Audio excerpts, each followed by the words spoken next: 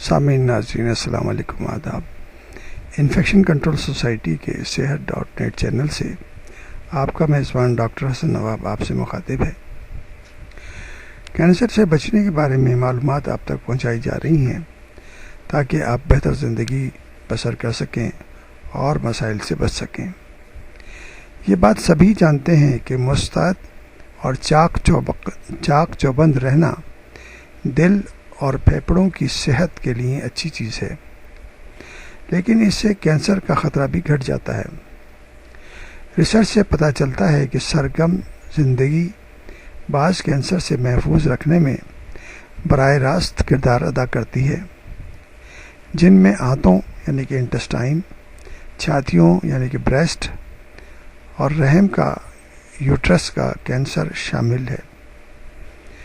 بتایا گیا ہے کہ آنتوں اور بریسٹ کینسر کے 9 واقعات میں سے ایک کو اس صورت میں روکنا ممکن ہے کہ لوگ جسمانی طور پر زیادہ سرگرم ہوں۔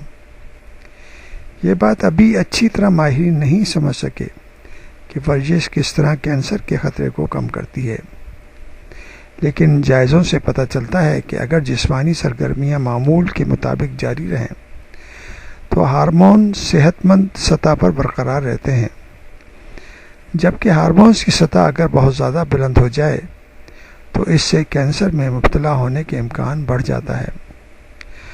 ورزش سے نہ صرف ہمارے جسمانی خدوخال پرکشش رہتے ہیں، بلکہ ہم موٹاپے سے بھی محفوظ رہتے ہیں، جو بہت سی بیماریوں کا پیش خیمہ ہوتا ہے۔ جسمانی سرگرمیاں جسم کے مدافعتی نظام کو بھی مضبوط کرتی ہیں اور ہمارا کھانا ہضم کرنے کا نظام بھی صحت مند رہتا ہے۔ اس طرح چاق چوبند رہنا اور مستعد رہنا، اپنے آپ کو کام میں مصروف رکھنا آپ کو کینسر سے بچا سکتا ہے۔